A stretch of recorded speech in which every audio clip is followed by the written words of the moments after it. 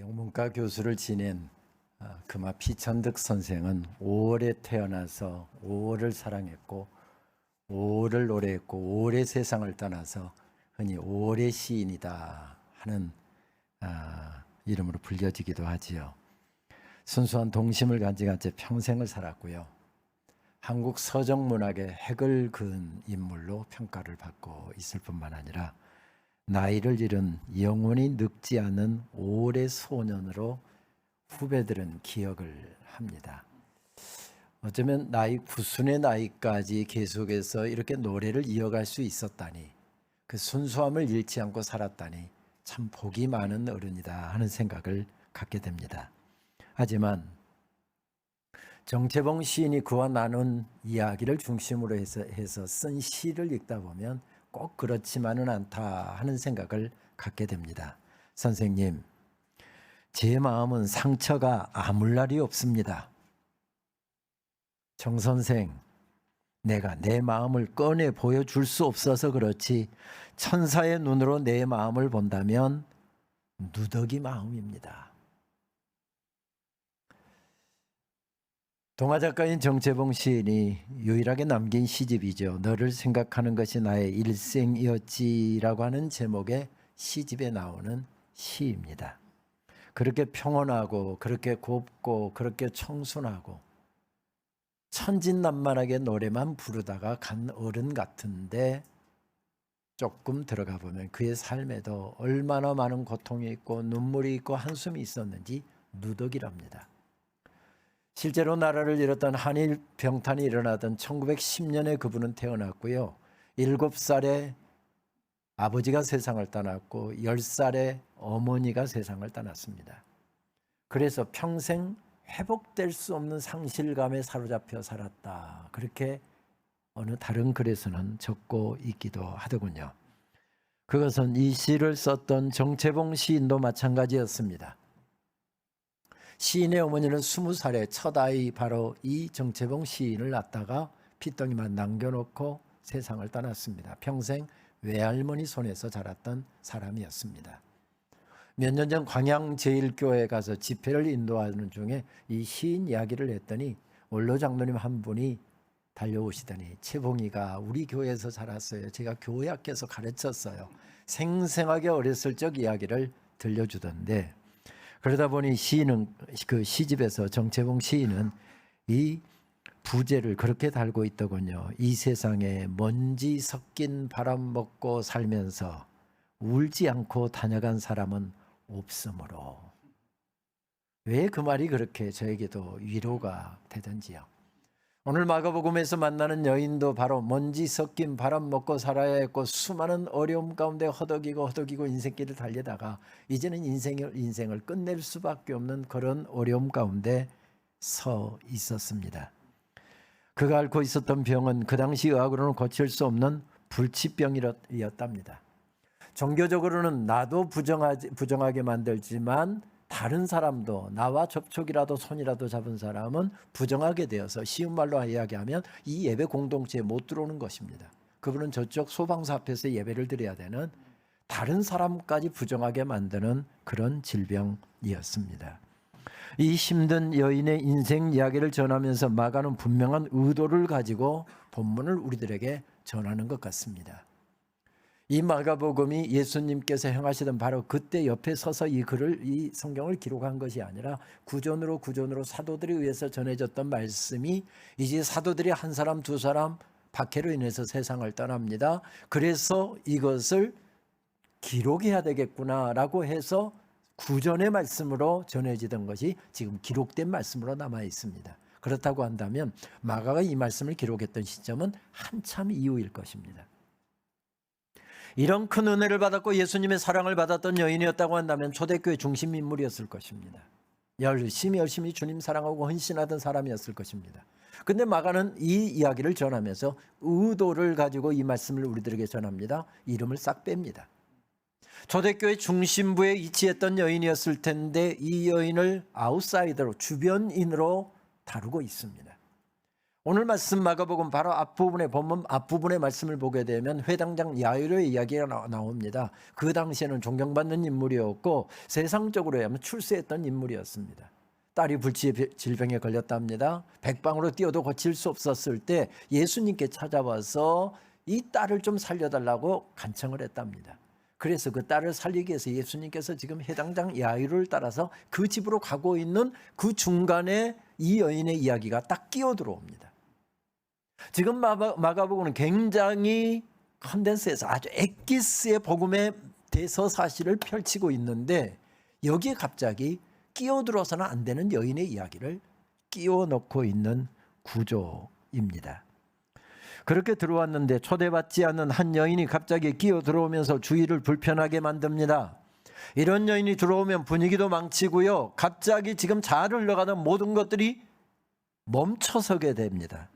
그런데 마가는 의도적으로 이 여인을 지금 구원의 대서사시가 펼쳐지고 있는 드라마의 한복판에 조연, 아니 엑스트라에도 해당될 수 없는 이 여인을 갑자기 주연의 자리에 딱 세우고 있는 구조입니다. 이런 불편한 여인을 왜 여기다 끼워 넣는 것일까요? 예수님은 중요한 인물의 딸을 고치러 가는 그 중요한 순간 어떠면 타이밍을 골든 타임을 놓치면 딸아이의 생명이 끝날 수도 있는데 그 중요한 일을 수행하러 가시면서 끼어 들어와서는 안 되는 여인이 갑자기 무대로 뛰어왔는데 그 여인에게 왜 관심을 보이고 계시는 것일까요? 좋다는 병원 다 찾아다니면서 그동안 모은 재산 다 날리고 이제 빈 털터리가 되었답니다. 그러니까 세상적으로는 별로 도움이 되지 않는 그런 여인입니다. 절망감에 몸을 떨고 있던 그녀는 예수님의 소식을 어쩌면 들었을 것입니다. 예수님께서 행하시는 기적도 보았을 것입니다. 예수님께서 전하는 설교도 들었을 것입니다. 그러면서 마음속에 피어오르는 생각 한 가지, 예수님이라면 저분이라면 나를 불쌍히 여기실 것이다라고 하는 마음이 마음속에 여기까지 충만해졌을 때 지금 주님 앞에 달려 나온 것입니다. 예수님 주변에 얼마나 많은 사람들이 주변을 둘러싸고 있는지 예수님 가까이 나갈 수가 없었습니다. 왜? 그렇게 되면 이 사람들 다 부정하게 만드는 것입니다. 그래서 터치를 최소한으로 하려고 예수님 가는 길목 저 앞으로 가서 예수님 지나가기를 그곳에 서서 기다렸답니다. 저분이라면 그런 믿음으로 지나가시는 예수님, 급히 지나가시는 예수님의 옷자락 뒷부분을 만졌답니다. 생의 마지막 선택이었고 잡을 수 있는 유일한 끈이었을 것입니다. 그런데 마가복음을 읽다 보면 이 여인이 예수님의 옷깃을 만졌는데 그 여인이 만진 것은 예수님의 옷깃이 아니었다라고 하는 사실을 강조하듯이 앞에 중간에 뒤에 그 사실을 강조하는 구조로 되어 있습니다.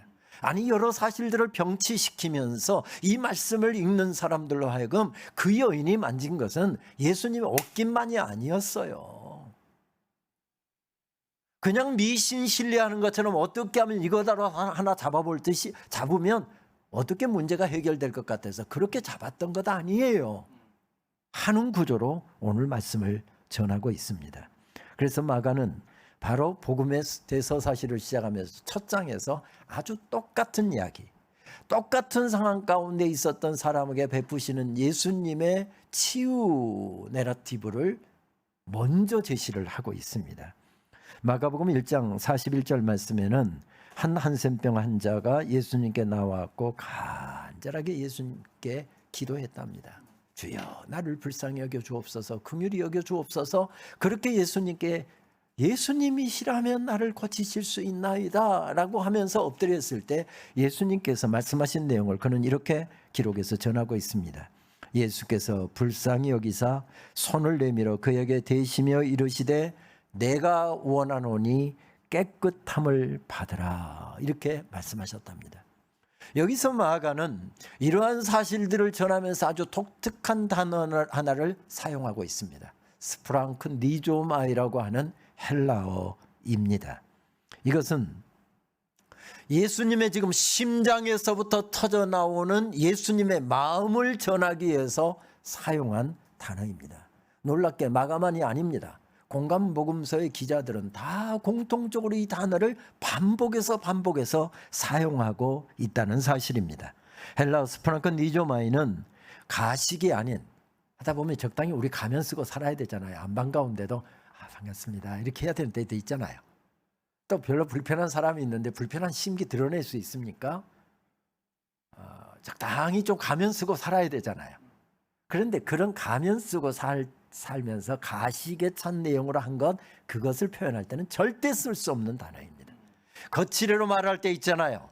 거칠애로 말할 때도 절대 사용할 수 없는 단어입니다. 저 폐부 깊은 곳에서부터 솟구쳐 오르는 뜨거운 마음으로 불쌍히 여기다 할 때만 사용하는 단어가 스프랑크 니조마이라고 하는 단어입니다. 우리말에도 비슷한 단어 있죠. 애간장이 녹듯이, 혹은 단장의 아픔을 가지고 그렇게 기도했다 할 때 그때만 사용할 수 있는 단어가 이 단어입니다. 예수님의 그 마음을 이 여인이 알았던 거죠. 예수님이라면 나를 불쌍히 여겨주실 것이다. 예수님이라면 나를 내치시지 않을 것이다 라고 하는 마음이 있었기에 지금 손을 내밀었다는 것입니다. 그런 점에서 보면 그 여인이 예수님의 옷깃을 만진 것이 아니라 예수님의 심장을 지금 만지고 있습니다. 그랬더니 은혜를 베풀어 주셨답니다. 옷자락을 통해서 전해지는 하늘 사랑, 주님의 심장으로부터 품어나오는 그 아름다운 사랑을 그 여인에게 허락해 주셨고, 그 사랑을 받은 여인이 깨끗하게 고침받았답니다. 병든 육신만이 아니었습니다. 병든 몸도 삶도 인생도 주님께서 깨끗하게 고쳐주셨고 회복시켜 주셨습니다. 은혜였습니다. 모든 것이 은혜였습니다. 은혜로 덮어주시는 사랑을 평생 경험하면서 살았던 성창경 시인, 이분 성균관대학교 영문과 교수였지요. 80의 나이에 이 은혜에 대한 감격을 새롭게 하고 참 귀한 시들을 많이 쓰다가 10여 년 전에 세상을 떠난 분인데, 그는 이렇게 노래를 합니다. 은총을 내려주시는구나. 무조건 액을 했더니 이 불쌍한 꼴이 눈에 띄신 모양이다. 즉시 속속들이 다 아신다. 그러니 오히려 안심이다. 벌거벗고 빌면 그만이다. 은총을 내려주시는구나. 인생을 살면 살수록 한 가지 갖게 되는 고백은 그것입니다. 하나님의 은혜로 살았구나. 하나님의 은혜가 아니면 도무지 살 수 없는 존재이구나. 하나님, 남은 인생길도 은혜로 덮어주시옵소서. 은혜가 아니면 살 수 없는 존재입니다 하는 고백을 새롭게 갖게 됩니다. 내 삶을 온통 은혜로 덮어주셔서 이날까지 살게 하셨습니다. 울음 없는 인생이 어디 있습니까? 눈물 젖은 빵을 먹지 않는 사람이 누가 있고 눈물 젖은 들판을 달리지 않은 사람이 누가 있습니까? 그런 힘든 인생길을 걷고 또 걷다가 지치고 쓰러지기 직전에 이렇게 함께 주님의 예배 공동체, 주님 앞에 예배하기 위해서 예배 공동체에 모였답니다. 그러다가 이런 놀라운 하나님의 은혜를 찬송하다가 기도하다가 말씀 듣다가 깨달은 시인이 벌떡 일어나서 이렇게 찬양을 합니다. 여호와 내 하나님이여, 내가 주께 부르짖음에 나를 고치셨나이다. 여호와여, 주께서 내 영혼을 수월에서 끌어내어 나를 살리사 무덤으로 내려가지 아니하게 하셨나이다. 주의 성도들아, 여호와를 찬송하며 그의 거룩함을 기억하며 감사하라. 죽일 듯이 달려드는 원수들 앞에서 나를 건져주셨답니다. 죽을 병 가운데서 건져주셨답니다. 아니, 내 삶의 아픔은 그대로 있고 문제는 그대로 있지만 하나님께서 내 인생을 다스리고 계심을 확신하였기에 그는 벌떡 일어나서 성도들아 여호와께 감사하라, 여호와께 찬양하라, 이렇게 외치고 있습니다. 하나님의 은혜였습니다. 그 은혜를 깨달았을 때 시인은 지금 벌떡 일어서고 있습니다. 학교에 중책을 맡고 난 다음에 저도 한동안 참 힘든 시간을 보냈습니다.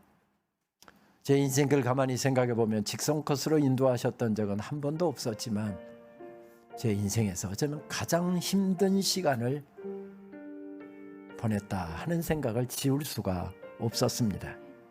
허위사실로 학교를 공격하고 저를 공격하는 이들에 대해서 학교에 누가 될까 싶어서 일일이 다 대응할 수가 없었습니다. 또 해명할 수도 없었습니다. 그래서 하나님 앞에 엎드릴 수밖에 없었습니다. 그때 하나님께서 제 입술에 찬송 하나를 담아주셨습니다. 지금도 생각해 보면 그 어려움의 시간, 그 찬송이 아니었다고 한다면 제가 어떻게 버틸 수 있었을까 하는 생각이 들 정도였습니다. 그래서 깨어있는 동안에는 계속 듣고 따라 부르면서 그 고백을 가슴에 채우려고 노력했습니다. 어느 때는 눈이 떠서 잠자리에 드는 시간까지 하루 종일 반복해서 찬송이 나오게 해서 그 찬송을 따라 불렀습니다. 비서실의 식구들이 어제도 총장님 하루 종일 저 찬송 듣더니 오늘도 하루 종일 들을 모양이다. 참 질리지도 않나 그런 이야기 할까 싶어서 볼륨을 줄여가면서 들었던 찬양이었습니다. 그런데 찬양을 계속해서 따라 부르면서 한 가지 마음속에서 깨닫게 하신 것이 있었습니다. 아, 은혜로 살았구나. 하나님의 은혜가 아니면 지금까지 달려올 수도 없었고 이 자리에 설 수도 없었는데 하나님께서 은혜로 세워주셨구나. 나는 하나님의 은혜가 아니면 도무지 살아갈 수가 없는 존재구나. 그것을 깨달았을 때 제가 살아나게 되더군요. 내가 누려왔던 모든 것들이, 내가 지나왔던 모든 시간이, 내가 걸어왔던 모든 순간이 당연한 것이 아니라 은혜였어. 아침 해가 뜨고 저녁에 노을, 봄의 꽃향기와 가을의 열매, 변하는 계절의 모든 순간이 당연한 것이 아니라 은혜였어.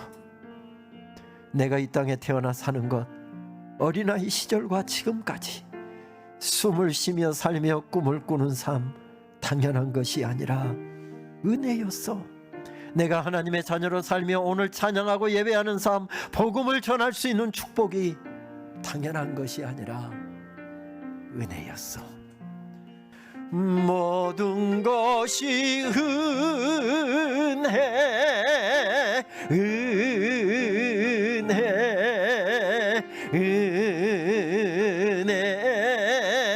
한없는 은혜. 내 삶에 당연한 건 하나도 없었던 것을, 모든 것이 은혜였어. 우리 한 번 더 같이 고백하실까요? 모든 것이 은혜, 은혜,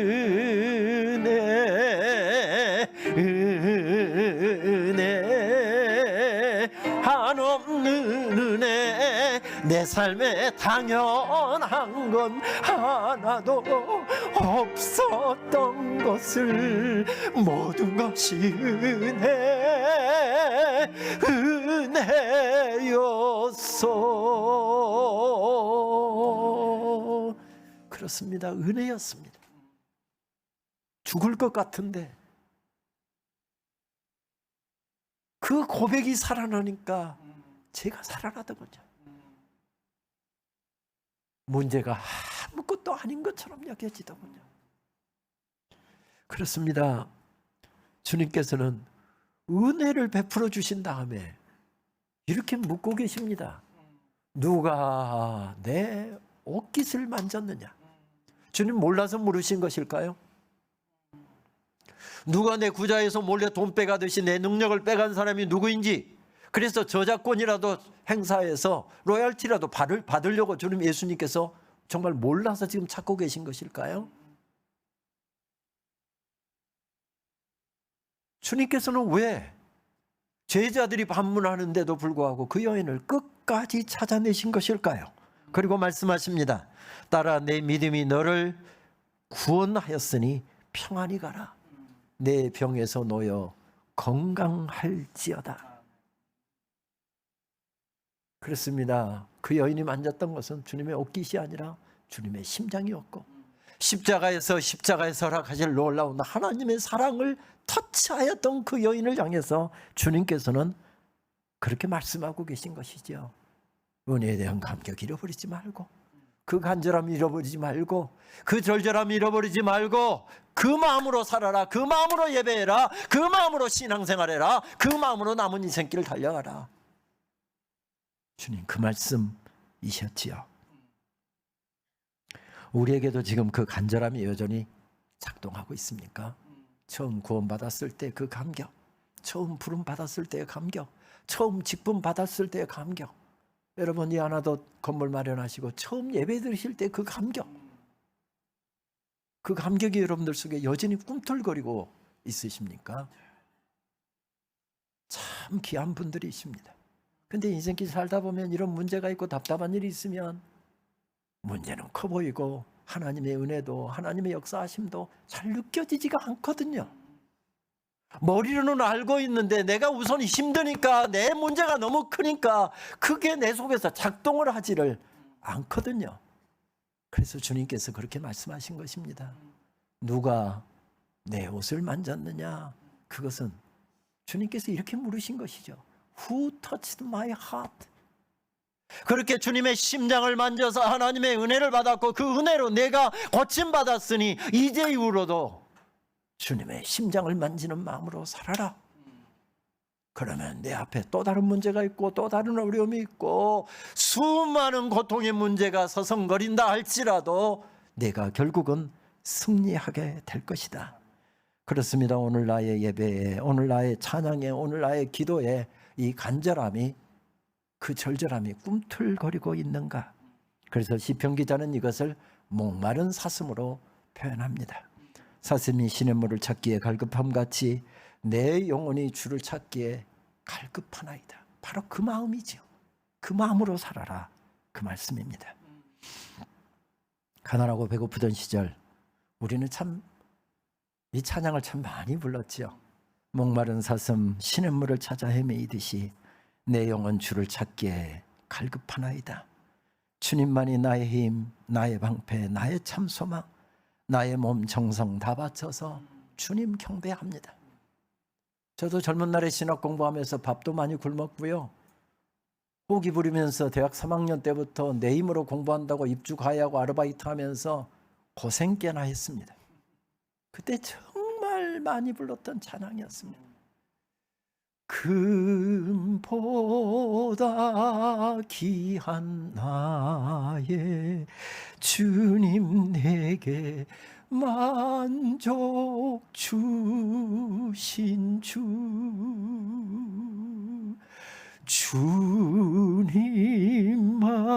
주님만이 나의 기쁨 또한 나의 참 보배.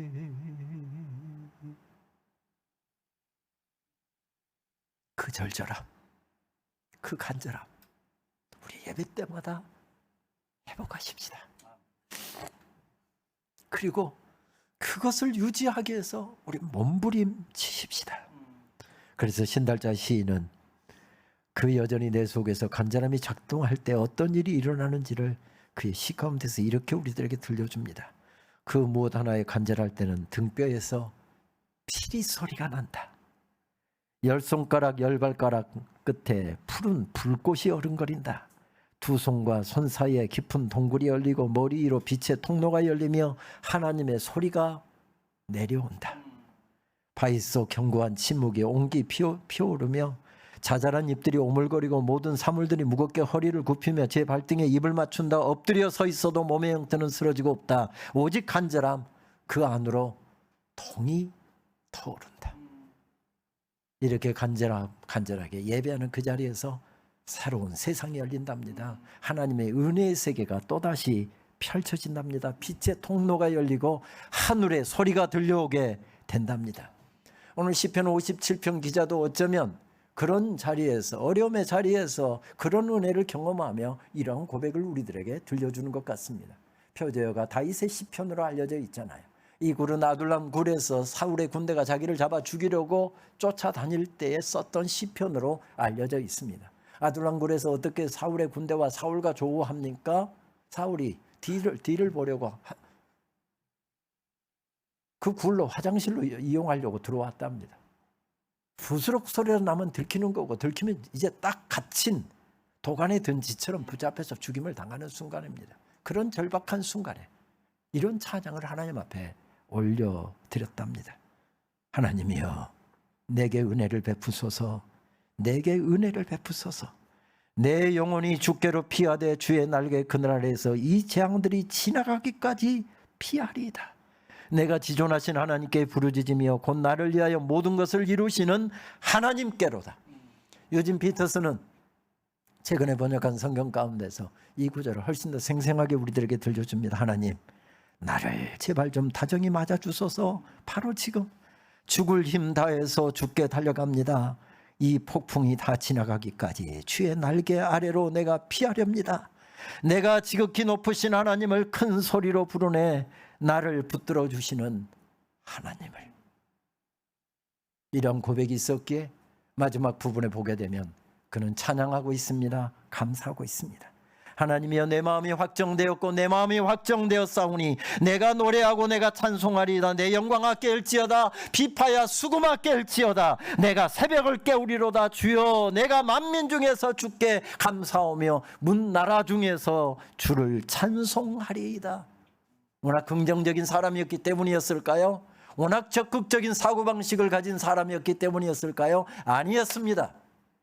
그래서 지금 이런 찬양을 올려드린 것이 아니라 내 인생길에 여기까지 인도하시고, 오늘 나는 정말 어떻게 숨도 제대로 쉴 수 없는 어려운 문제에 둘러싸여 있지만 하나님께서 내 인생 붙잡고 계시고 장래도 인도하실 줄을 확신하였기에 이런 찬양을 하나님께 올려드릴 수 있었던 것이지요. 옷깃을 만진 여인처럼 아둘람 굴에서도 하나님을 절대적으로 신뢰하면서 믿음으로 걸었던 사람처럼 우리 모두 그렇게 걸어가야 되지 않겠습니까? 이 예배 자리가 교회 우리 공동체가 함께 모일 때마다 우리도 그런 은혜를 누리고, 우리가 세상 떠난 다음에도 우리 자녀들이 그 은혜에 둘러싸여 살아갈 수 있도록 우리 자녀들에게도 우리가 경험한 하나님, 우리가 만난 그 경험한 하나님의 말씀들, 그 놀라운 진리들을 전해주어야 되지 않겠습니까? 이 교회를 이끌 사람, 지도자가 필요한데 그 지도자를 세우는 것이 무엇입니까? 바로 신학 교육입니다. 그래서 신학교의 현재는 교회의 미래다라고 하는 말이 있습니다. 오늘 신학교에서 예배하고 기도하는 사람들이 흐느적거립니다. 공부 제대로 하지 않습니다. 그러면 10년 후에 한국교회가 예배 제대로 하지 않을 것이고 흐느적거리게 될 것이라는 것입니다. 반대로는 신학교에서 신학생들의 가슴이 불타오르고 있습니다. 주님을 향해서, 교회를 향해서, 성도를 향해서 뜨거운 마음으로 기도하고 그 하나님의 교회를 돌볼 학물이기에 밤새워가면서 열심히 공부합니다. 뜨겁습니다. 그러면 10년 후에 한국교회가 뜨겁게 될 것이라는 것입니다. 여러분들은 좋은 목사님하고 같이 신앙생활하니까 모든 목사들이 다 저럴 것이다 생각하실지 모르는데, 저 좋은 목사님도 이제 몇 년 후면 은퇴하실 것입니다. 절대 은퇴 없습니다 하는 표정이신데 우리 교단법은 70세가 넘으면 자동적으로 은퇴하도록 되어 있습니다. 우리 신 목사님도 은퇴하실 것입니다. 언젠가는. 그런데 신 목사님 은퇴하시고 났는데 사람이 없습니다. 왜? 신학교가 흐느적거리더니 학생 모집이 안 돼갖고 학교 운영이 안 되고 결국 문을 닫았기 때문에요. 아니, 목사들 많이 있습니다. 그래서 목사님 한 분을 모셨습니다. 근데 신 목사님처럼 뜨겁지 않습니다. 성도를 향해서 절절하지 않습니다. 말씀의 깊이가 없습니다. 하나님 나라를 향한 목숨 건 절절함이 없습니다. 그러면 어떻게 될까요? 교회는 당연히 약해질 수밖에 없습니다. 그래서 여러분, 모든 사역이 중요하지만 신학 교육이 중요합니다. 그래서 교회가 복음이 전파돼서 교회가 설립되면 바로 그 다음 단계로 하는 것이 신학교 지도자들을 세워야 교회가 바로 세워져 가기에. 아니, 성경도 그랬잖아요. 바울을 세웠고 바나바가 바울을 세웠고 바울을 세운 다음에 디모데를 세웠고 디도를 세웠고 에바브레를 세웠고 계속해서 지도자들을 세워나가잖아요. 우리 한국에 복음이 전해진 게 1885년에 선교사들이 처음 들어와서입니다. 물론 그전에도 간접적으로 복음이 전해졌지만, 그래서 1887년에 최초의 조직교회였던 세문안교회가 설립이 됩니다. 조그만 기와집, 저렇게 조그만 교회로 시작했습니다. 그러다가 또 그 다음 교회가 숫자가 늘으니까 증축을 했습니다. 그러면서 그로부터 선교사들이 계속 교회를 지금 목회해가고 선교사들이 젊기 때문에 우리들이 이제 얼마 후면 물러나게 될 것이고 한국인들이 목회할 사람들을 길러야 되겠다 해서 1901년에 평양 땅에 신학교를 세웠습니다. 이 땅의 최초의 신학교였지요. 그 학교를 세웠던 선교사 사무엘 마페 선교사님, 마포 삼열 선교사님은 평양 부흥의 초석이 되었던 바로 장대현 교회를 세워서 그 교회 일대 목사를 지냈던 분이었습니다.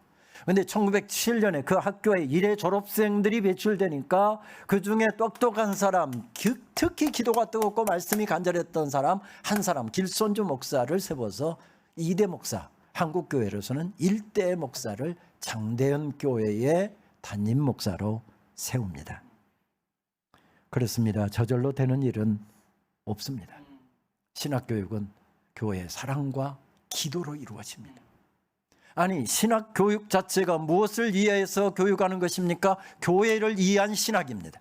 교회를 바로 세우기 위해서 이 어려운 시대에 어떻게 주의 복음이 효율적으로 역동적으로 작동하게 할 것인가, 예수님의 그 놀라운 그 은혜가 어떻게 성도들마다 속에 바르게 전달될 수 있을 것인가, 이것을 기도하고 이것을 연구하고 고민하는 것이 바로 신학 교육입니다. 1987년에 한 청년이 저희 장신대 신대원에 들어왔습니다. 열심히 공부했고요. 가슴이 뜨거워서 기도탑에, 주기철 기도탑에 올라가서 유난히 기도도 많이 하셨고 또 학문의 훈련도 철저하게 받으신 다음에 1990년에 83기로 1907년에 일기 졸업생이 배출됐는데 83기로 졸업을 하셨습니다. 그리고 그분은 미국 유학을 가서 미국에서 좋은 예일대학에서 공부하고 또 박사학위도 받으셨습니다. 그리고 신학교에서 교수로 오라고 해도 나는 성도들 돌보는 목회를 하겠다라고 하고서 교수직 다 사양했습니다. 여러분들의 담임 목사님 이야기입니다. 장신대 교수로 좀 오셔요. 왜? 신 목사님이 어떻게 공부한지를 저는 가장 옆에서 5년 동안 지켜봤던 사람이거든요. 왜? 같은 학교에서 박사를 했고 바로 방도 신 목사님 도서관에 큰 캐롤이 여기 있었고 제 방이 바로 옆에 있었거든요. 출근하면서 얼굴 보고 퇴근하면서 같이, 퇴근이 아니죠. 아무튼 도서관 문 닫을 때 나오면서 같이 나봤거든요. 그래서 장신대 교수가 됐으면 좋겠다. 근데 목사님 목회하신다고 안 오셨습니다. 근데 나중에 서울여대 교수로 오시더라고요. 그래서 제가 얼마나 목사님을 야단을 했는지 모릅니다. 아니, 장신대 오라고 하니까 오지도 않더니 여자들 많은 학교 여대에서 오라고 하니까 쏙 가느냐라고 야단을 했더니 서울여대 교회 담임으로 부르셔서 목회도 가능하겠다 해서 목회와 교수를 하기 위해서 왔다라고 목사님 말씀하시더라고요. 나중에 목사님 교수직도 내려놓으시고 그렇게 목회를 계속 이어가고 계십니다. 그런데 목사님이 은퇴를 하시고 나서 더 이상 담임 목사가 없으면, 목회할 사람이 없으면 어떻게 될까요? 여러분, 다행스럽게도 그럴 일은 없다 하는 표정이신데, 그런데 그럴 수 있습니다. 좋은 목회자를 키우고 훈련시키는 일은 주님 오시는 그날까지 계속돼야 하는 일입니다. 저는 평양에서 세워진 조선 장로의 신학교, 흔히 평양신학교라고 하는 학교가 1948년에 공산주의 압제를 이기지 못하고 결국 모든 건물들, 교사들 다 버려두고 남쪽으로 내려와서 1960년에 지금 현재 강장동에 자리를 잡고 있는 장로의 신학대학교. 그래서 1901년부터 시작을 해서 1대, 2대, 3대 하는데 제가 22대 총장입니다. 이 귀한 학교의 학교장을 맡으면서 저는 참 걱정이 앞섰습니다. 왜냐하면 저는 그럴 자질도 없는 사람이고 이 막중한 사명을 어떻게 감당할 것인가 라고 하는 생각 때문이었습니다. 코로나로 인해서 학교는 다 문을 닫았죠. 예산은 막 반토막이 났죠. 휴학생들 늘어나죠. 모든 대관 수입 다 줄어들죠. 교회가 어려우니까 교회 후원들 다 끊어지죠. 하나님, 제가 언제 총장한다고 그랬습니까? 하나님 앞에 그렇게 따졌습니다. 그래서 하나님 앞에 엎드리지 않고서는 학교를 어떻게 이끌어갈 수가 없었습니다. 학교도 채플 다 문을 닫았고 새벽기도 문을 닫았고, 그리고 녹화해서 그건 녹음했고 학생들에게 송출을 했습니다. 언젠가 집에서 서재에 엎드려서 기도하는데 그날은 유난히 학교에 대한 기도가 간절했습니다. 눈을 떴더니 아침 동이 트오고 있었고, 제일 먼저 눈에 들어왔던 것은 제 서재에서 자라고 있는 이집트에서 가져온 파피루스 나무였습니다. 수생식물에서 물을 잘 공급해 줘야 되는데 제가 바빠서 물을 깜빡했던 것 같습니다. 그랬더니 누렇게 다 변색이 됐더라고요. 아직 뿌리는 살아있으니까 저거 다 잘라내면 또 새싹이 돋아오니까 다 잘라냈습니다. 그냥 버리기보다는 말려서 버리는 게 좋겠다 싶어서 한쪽에다 저렇게 말려 놓았는데 저게 딱 눈에 들어오는 겁니다. 순간적으로 하나님께서 통찰력을 주시는데, 아, 저거다. 그래서 제일 먼저 시작했던 게 바로 테바 프로젝트라고 하는 것이었습니다. 바로 갈대 상자로 번역된 히브리어가 테바이고, 성경에 딱 2번 나오는데 창세기 6장에서 이게 방주로 번역되거든요. 그러니까 판자 하나하나씩을 연결해서 방주를 만들었고, 저런 작은 갈대들을 하나씩 묶어서 민족의 지도자인 모세, 영적인 지도자인 모세를 키워냈구나, 세워냈구나, 지켜냈구나 하는 생각이 들어서 소액 기부 운동을 시작했습니다. 2020년도 9월달 105개기 총회에서 전임 총장의 인준이 부결되면서 학교는 깊은 어려움 가운데 빠져 있었습니다. 학교가 세습반대 운동을 앞장서서 교수들과 학생들이 하다 보니까 학교에 동성애 프레임을 씌웠고요. 학교를 계속 공격해내는데, 제가 어떻게 신학대학원장을 하고 있다 보니까 저는 총장하고 싶은 마음이 권유하는 사람들한테 이만큼도 없었고, 또 저는 장신대 교수 된 것만 해도 감지덕지한 사람이라서 언감생심 나는 총장의 마음이 없다 하고 늘 그냥 사양을 했더랬습니다. 그런데 언급결에 등 떠밀려서 총장 직무 대행을 하다 보니까 정말 학교가 어려운 상황이었습니다. 그래서 하나님 앞에 엎드려 있는데 아무래도 집에서 기도하니 기도가 시원치 않습니다. 그래서 어느 날은 4시에 눈이 떠져서 학교 가서 좀 기도를 해야 되겠다 하고 새벽 4시에 바로 준비하고 학교로 달려 나왔습니다. 새벽 4시 반 학교 채플에 문을 열려고 기도하라고 들어갔는데 문들이 여러 개 있는데 문들이 다 꽁꽁 잠궈져 있어요. 벌써 2년째 예배 새벽 기도 다 문이 닫힌 상황이니까 아예 관리하기 편하게 다 문을 걸어 잠그는 것 같습니다. 경비에게 와서 문 열라고 하면 되겠지만 총장이라는 사람이 새벽 4시에 와갖고 문 열어라 문 닫아라 갑질한다고 할까 싶어서 그냥 총장실 그대로 올라갔습니다. 아, 기도 바로 시작해야 되겠구나. 기도가 없어서 학교가 이렇게 어렵구나 하는 생각이 들어서 교수들 설득하고 학생들 설득해서 지난 가을 학기 이야기입니다. 바로 학교 채플 시작했고 새벽 기도 시작했습니다. 아, 우리 기도만 갖고 안 되겠구나. 우리는 교회를 위해서 신학을 하고 교회를 위한 지도자를 키우고 있는데 교회에다가 기도를 요청해야 되겠구나. 그래서 이거 그냥 서로 기도하겠습니다 하고 기도 안 하고 빈말을 하는 경우 많잖아요. 빈말을 안 할 사람들, 목사님들 50교회를 선정을 했습니다. 그리고 목사님들께 이거 설명해서 우리는 어렵습니다 하면 명단을 써야 하고, 그리고 50개 교회를 선정했는데 왜 우리는 뺐냐고 야단을 내서 지금 거의 60개 교회가 됐는데, 왜냐하면 교회가 너무 많으면 기도해 주는 사람이 많으니까 좋지만 우리들도 교회를 위해서 기도하기로 약정을 하는 것인데 너무 숫자가 많으면 우리가 기도를 못하기 때문에 그랬습니다. 그래서 기도 후원 동역교회 사역을 시작했는데 이한교회에서 이 귀한 사역에 동참해 주셔서 정말 감사합니다.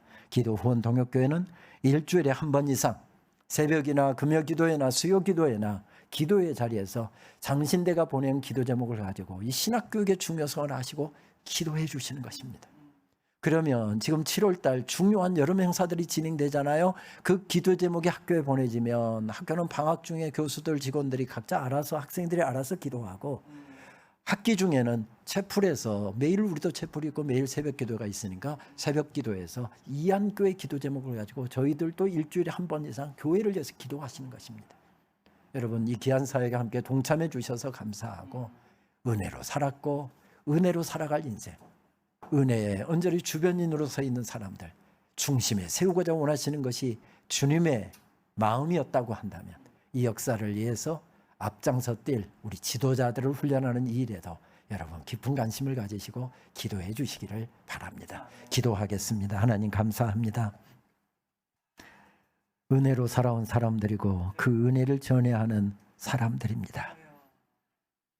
가슴 시린 영혼들을 주님 앞에 세우고 은혜를 맛보게 하고 그 감격을 가지고 예배하면서 그것을 전하기 위해서 세상으로 가정으로 달려나가게 해야 될 거룩한 사명을 부여받은 공동체이고 우리는 사명의 사람들입니다. 기도 없이는 할 수가 없어서 기도에 손을 잡습니다. 우리 이양교회가 주님 오시는 그날까지 귀한 사명 잘 감당하여 주님의 기쁨이 되게 하여 주옵소서. 어려움의 들판을 지나가고 있는 우리 성도님들이 있다고 한다면 살아온 날 동안에 받은 은혜 다시 떠오르며 그 간절함과 절절함으로 다시 일어서는 역사 있게 하여 주시옵소서. 예수님의 이름으로 기도하옵나이다. 아멘.